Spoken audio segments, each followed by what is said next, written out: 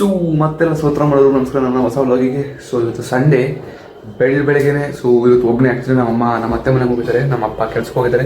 So ಇವತ್ತು Sunday ಒಬ್ಬನೇ, ಅದಕ್ಕೆ ಬೆಳಗ್ಗೆ ಎದ್ಬಿಟ್ಟು ಅನ್ನಕ್ಕೆ ಇಟ್ಟಿದ್ದೀನಿ. ಸೊ ತೋರಿಸ್ತೀನಿ ಸರ್.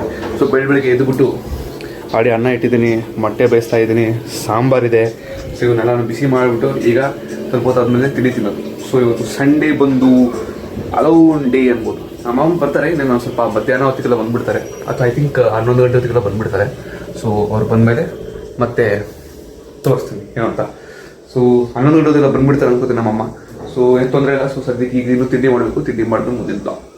ಸೊ ಗೈಸ್, ಈಗ ನಮ್ಮ ಮನೆಗೆ ನಮ್ಮ ಅಜ್ಜಿ ಮತ್ತು ನಮ್ಮ ತಾತ ವಾಪಸ್ ಬಂದಿದ್ದಾರೆ. ಫಸ್ಟ್ ಟೈಮ್ ಬಂದಿರೋದು ಎಲ್ಲ ಮಜ್ಜೆಲಿ ಇಲ್ಲಿ. ಓ ಉಂಡೆಗಳು ನಿನ್ನೆ ಮಾಡ್ತವ್ರೆ. ಇಲ್ಲಿ ಗಂಟೆ ಕೊಟ್ಟರು ಸ್ಲೀಪಿಂಗು. ನಮ್ಮ ಅಜ್ಜಿ ಇಲ್ಲೇನು ಮಾಡ್ತಿದ್ಯಮ್ಮ ಒಬ್ಳೆ?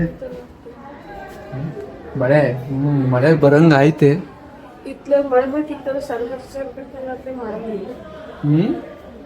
ಏನ ಏನ್ ಹಾಕಿರೋದು ನೀವು? ಜೋಳ ಹಾಕಿದ್ರೆ ಈಗ ಜೋಳ ಹಾಕಿರೋ ಕಡೆ ಮಳೆ ಬರಲ್ಲ, ಜೋಳ ಹಾಕಿರೋದ್ ಕಡೆ ಮಳೆ ಜೋರಾಗಿ ಬರುತ್ತೆ.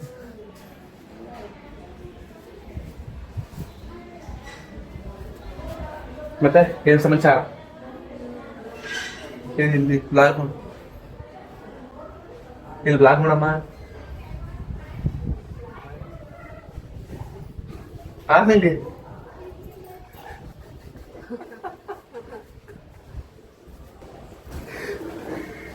ಸರಿಪಾ ಒಳ್ಳೆ ಏನ್ ಮಾಡ್ತೀನಿ ಗಾಡಿ. ಸೊ ಸದ್ಯಕ್ಕೆ ನೀವು ಊಟ ಮಾಡ್ದೆ ನೀನು?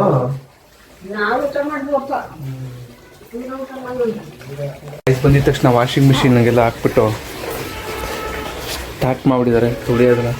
ಬಂದಿದ ತಕ್ಷಣ ಕೆಲಸ ಶುರು ಮಾಡ್ಕೊಂಡ್ಬಿಡ್ತಾರೆ. ಯಾವ ಕಾಲ್ ಬರ್ತಿದೆ ಸದ್ಯಕ್ಕೆ. ಅಮ್ಮ ಅಜ್ಜಿ ಜೊತೆ ಫುಲ್ ಬ್ಯುಸಿ ಆಗ್ಬಿಟ್ಟಿದ್ದಾರೆ. ಮೆಂಟೆಗೌಡ್ರು ಟಿ ವಿ ನೋಡ್ತಾ ಇದ್ದಾರೆ.